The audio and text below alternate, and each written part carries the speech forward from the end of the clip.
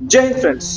दोस्तों आज का जो वीडियो है वो एक ऐसे व्यक्ति के लिए है जो कि शेयर मार्केट में बिगिनर है या फिर लंबे समय से स्टॉक मार्केट में काम करने के बावजूद भी उनको लॉस हो रहा है या फिर प्रॉफिट बना रहे हैं लेकिन प्रॉफिट पूरी तरह से खत्म हो जा रहा है। तो वैसे व्यक्ति आज का ये वीडियो देखिएगा, आपको सारी बातें समझ में आ जाएगी कि कैसे एक गलती के कारण यहाँ पे आप अपना कैपिटल लॉस कर देते हो, ठीक है, कैसे आप सालों साल तक प्रॉफिट नहीं बना पाते हो। तो सारी चीजों को आज हम लोग यहाँ पे डिस्कस करने वाले हैं दोस्तों। उससे पहले अगर आप चैनल पर नए हैं, चैनल को सब्सक्राइब कीजिए। एक बात और, जो भी व्यक्ति शेयर मार्केट क्लास करना चाहते हैं नीचे दिए गए नंबर पे कॉल कीजिए, आपको हमारी टीम सारी जानकारी यहाँ पे दे देगी।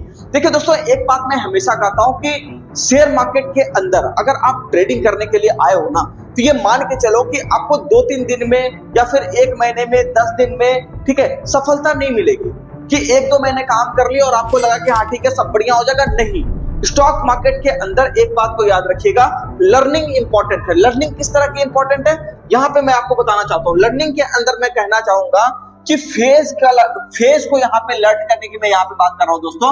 यहाँ समझिएगा मेरी बात को, फेज लर्निंग की मैं बात कर रहा हूँ। फेज क्या होता है?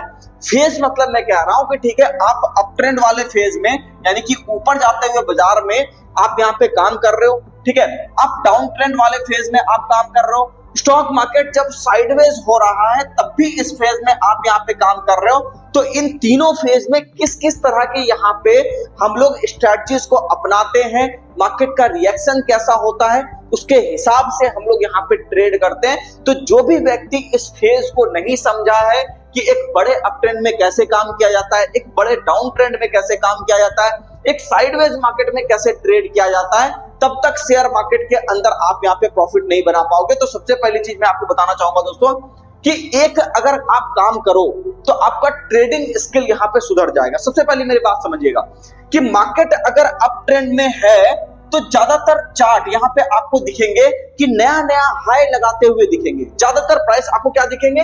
नया नया हाई लगाते हुए दिखेंगे। जैसे अगर मैं यहाँ पे बात करूं, मेरी बात ध्यान से समझिएगा, ठीक है। यहाँ पे अगर हम लोग देखें तो इसके अंदर आपको दिख रहा होगा दोस्तों कि प्राइस ऊपर गया, फिर एक बार नीचे की तरफ आया, फिर यहाँ पे सेटल किया, कोई बढ़िया सा कैंडल वैंडल बनाया, जैसे कि यहाँ पे हैमर कैंडलस्टिक पैटर्न्स को बनाया, और उसके बाद फिर प्राइस आपको क्या हुआ, ऊपर की तरफ गया, फिर प्राइस थोड़ा सा गिरा, फिर इस तरीके से यहाँ पे थोड़ा रेंज बाउंड हुआ, लेकिन एक बार जैसे ही रेजिस्टेंस कटा मार्केट वापस से ऊपर चल पड़ा, ठीक है। इस तरह से आप ये देखते हो कि स्टॉक मार्केट के अंदर एक ट्रेंड, अप ट्रेंड यहाँ पे आपका बना और फाइनली आपने देखा कि एक बड़े सपोर्ट एरिया को मार्केट ने क्या किया, ब्रेक कर दिया। तो इसका मतलब ये है कि अब यहाँ पे जो हम लोग एक अप ट्रेंड बड़ा देख रहे थे, अब वो धीरे धीरे करके क्या हुआ, डाउन ट्रेंड में कन्वर्ट होगा।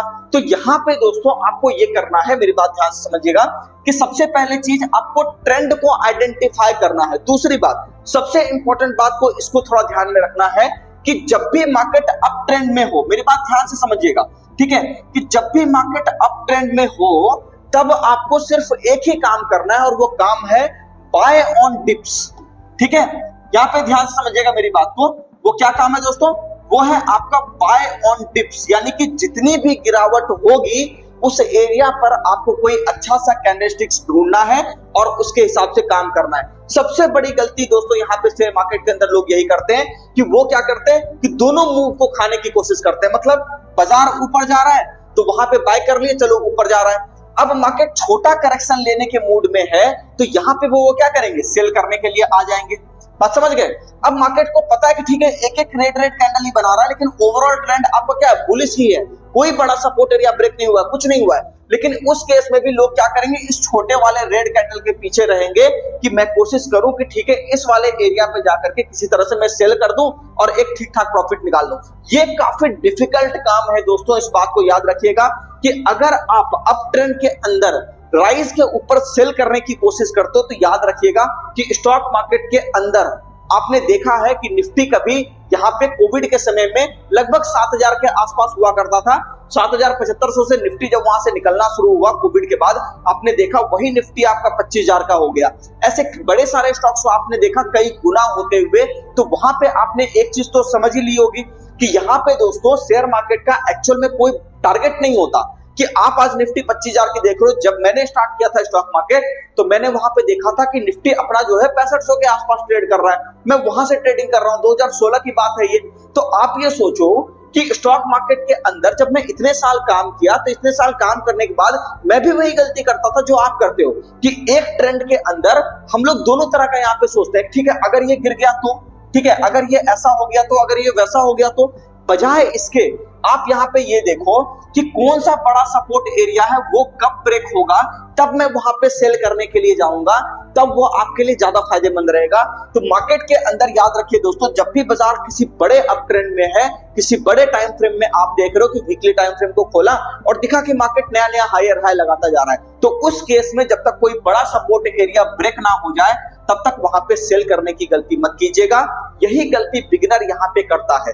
दूसरी बात कि जब मार्केट डाउन ट्रेंड के अंदर होता है दोस्तों, तो उस केस में लोग ये गलती करते हैं कि मार्केट गिरते चला जाता है और उसके बाद वो कोशिश करते हैं चलो ठीक है थोड़ा सा बाउंस लेगा तो मैं वहां पे कमा करके निकल जाऊंगा। यही सबसे बड़ी खराबी है दोस्तों शेयर मार्केट में। जब भी आप ये देखो कि मार्केट आपका क्या हो, डाउन ट्रेंड के अंदर अगर हो, तो उस केस में सेल ऑन राइज ही आपको करना है। यानी कि जब भी आपका यहाँ पे मार्केट में आप देखो, ठीक है, कि मार्केट के अंदर जब भी आप यहाँ पे देखोगे कि मार्केट आपका डाउन ट्रेंड में चला गया तो बाउंस ले, ठीक है, नीचे की तरफ आए बाउंस ले, और उसके बाद फिर ये नीचे की तरफ जब वापस से कंटिन्यू करने लगे तो फिर से एक यहाँ पे जो रेजिस्टेंस एरिया आपका जो बना हुआ है दोस्तों, इसका आप एसएल लगा करके नए ट्रेंड में जब सपोर्ट को काटने लगे तो यहाँ पे आप सेलिंग करने के लिए जाओ तो आपको दिक्कत नहीं आएगी। इसका मतलब ये मैं आपको बताना चाह रहा हूं दोस्तों कि अप ट्रेंड के अंदर आपको क्या करना है, बाय ऑन डिप्स। ठीक है, मेरी बात को ध्यान से समझिएगा।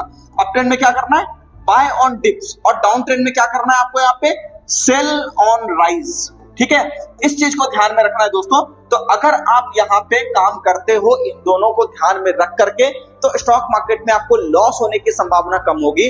ठीक है, यहाँ पे कई सारे लोग अप ट्रेंड के अंदर भी सेल करने के लिए आ जाते हैं। ये काम अगर आप करते हो तो वहां पे थोड़ा सा आपको समस्या आ सकता है। मैं ये बिल्कुल नहीं कह रहा कि अप ट्रेंड जहां पे खत्म हो रहा है तो वहां से आप सेल मत करो, लेकिन वो काफी खास यहाँ पे मैं कहना चाहूंगा दोस्तों एक्सपर्ट लोगों का काम है, जो व्यक्ति कम से कम 7-8 साल शेयर बाजार में बिता चुका है। वैसे लोग अगर इस तरह का काम करेंगे तो कोई दिक्कत नहीं आएगी, लेकिन अगर आप जैसे लोग, नए लोग अगर शेयर मार्केट में इस तरह का चीज करेंगे तो वहां पे दिक्कत उनको आएगी।